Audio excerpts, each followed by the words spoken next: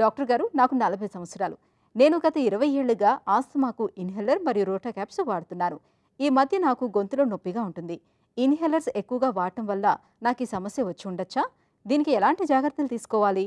Inhaler మరియు రోటాకాప్స్ ఎలా వాడాలో తెలియజేయండి అని అడుగుతున్నారు. ఈ ప్రశ్నకు డాక్టర్ గారి సమాధానం ఇప్పుడు చూద్దాం. చాలా చాలా మంచి ప్రశ్న అండి.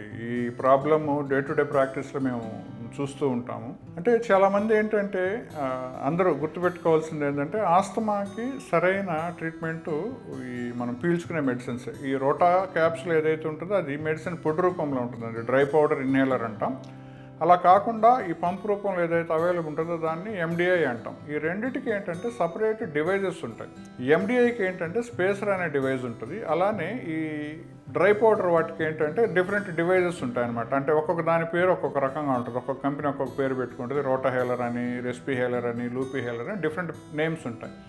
కానీ తప్పనిసరిగా ఏంటంటే ఇన్హేలర్ తీసుకునేవాళ్ళు ఏదో ఒక డివైజ్ని వాడాలన్నమాట. ఈ డివైజ్ వాడకం ఎలా అనేది చాలాసార్లు ఏమవుతుందంటే వాళ్ళు తీసుకున్న మెడికల్ షాప్లో వాళ్ళకి సరిగ్గా ఎక్స్ప్లెయిన్ చేయకపోవడం, లేదంటే మనకి తెలుసు కదా అని చెప్పేసి దాన్ని ప్రాపర్గా ఎలా వాడాలో టెక్నీషియన్స్ ఎవరైతే నేర్పించే వాళ్ళు ఉంటారో వాళ్ళ దగ్గరికి వెళ్లకుండా వెళ్ళిపోవడం వల్ల చాలామంది ప్రాపర్గా ఇన్హేలర్స్ని వాడట్లేదు. సో ఎప్పుడైతే ప్రాపర్గా ఇన్హేలర్స్ని వాడరో మీరు చెప్పినట్టుగా స్పేసర్ లేకుండా ఇన్హేలర్ జస్ట్ అలా నోట్లో పెట్టుకొని ప్రెస్ చేసుకున్నప్పుడు ఆ మెడిసిన్ అంతా గొంతులో ఉండిపోయి రిపీటెడ్గా మనకి ఇలానే ఉండిపోయిన దానివల్ల గొంతులో ఫంగల్ ఇన్ఫెక్షన్స్ వచ్చే ఛాన్స్ ఉంటుంది. అలానే ఈ థ్రోట్ అంతా కంజెషన్కి గురయ్యి వాయిస్లో కూడా తేడా రావచ్చు, బొంగురు గొంతు రావచ్చు. సో అందుకనే ఏంటంటే ఎండిఐ ఎవరైతే వాడుతున్నారో ఈ పఫ్ రూపంలో ఉండే ఇన్హేలర్ దానికి స్పేసర్ అనేది అవైలబుల్ ఉంటుందండి. త్రూ స్పేసర్ వాడాలి.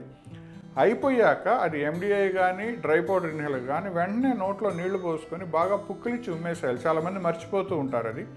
ఎప్పుడైతే ఆ గార్గిల్ చేసి ఉమ్మేరో మిగిలిపోయిన మెడిసిన్ థ్రోట్లో ఏదైతే ఉందో over a period of time fungal ఇన్ఫెక్షన్స్గా మారచ్చు. ఓరల్ థ్రష్ క్యాండిడైసిస్ అంటాం. అలానే దగ్గరలోనే వోకల్ కార్డ్స్ ఉంటాయి కాబట్టి వోకల్ కార్డ్స్ మీద కూడా చిన్న గ్రాన్యూల్స్ లాగా ఫామ్ అయిపోయి బొంగురు గొంతు రావడము, లేదంటే రిపీటెడ్గా దగ్గు రావడం జరుగుతూ ఉంటుంది. సో తప్పనిసరిగా ఏంటంటే మీరు మీ డాక్టర్ దగ్గరికి వెళ్ళినప్పుడల్లా మీ డివైస్ తీసుకువెళ్ళండి. డాక్టర్ గారికి కానీ, లేదంటే అక్కడ ఉన్న పిఎఫ్టీ టెక్నీషియన్స్ కానీ, లేదంటే రెస్పిరేటరీ థెరపిస్టులకు కానీ వీళ్ళందరూ ట్రైన్డ్ అనమాట. ఇన్హేలర్స్ ఎలా వాడుకోవాలో తెలియజేయడంలో తప్పనిసరిగా ప్రతిసారి తీసుకువెళ్ళి మీరు ఎలా వాడుతున్నారో టెక్నిక్ ప్రాపర్గా ఉందో లేదో చూయించుకోండి. మీరు ఇంకొక క్వశ్చన్ 20 సంవత్సరాలుగా వాడుతున్నారు, ఏమీ ప్రాబ్లం లేదు. ఇవన్నీ చాలా సేఫ్ మెడిసిన్స్. జీవితాంతం మనం హైపర్ టెన్షన్, డయాబెటీస్, థైరాయిడ్కి మెడిసిన్స్ వాడుకున్నట్టుగా వీటిని మనం లైఫ్ లాంగ్ వాడుకోవాలి. వాడుకున్న వల్ల మేజర్గా కాంప్లికేషన్స్ ఏమీ ఉండవు. మీరు చెప్పినట్టుగా ప్రాపర్ టెక్నిక్ తెలియనప్పుడు, ప్రాపర్గా ప్రికాషన్స్ తీసుకోనప్పుడు మాత్రమే కొన్ని రకాలైన ఇబ్బందులు వస్తాయి. అవైతే నేను చెప్పాను. సో వీటిని మీరు క్లారిటీగా టెక్నీషియన్ దగ్గర కానీ, డాక్టర్ గారి దగ్గర కానీ తెలిసినప్పుడు మనకి వీటి వల్ల ఫ్యూచర్లో వచ్చే కాంప్లికేషన్స్ని రాకుండా మనం చూసుకోవచ్చు.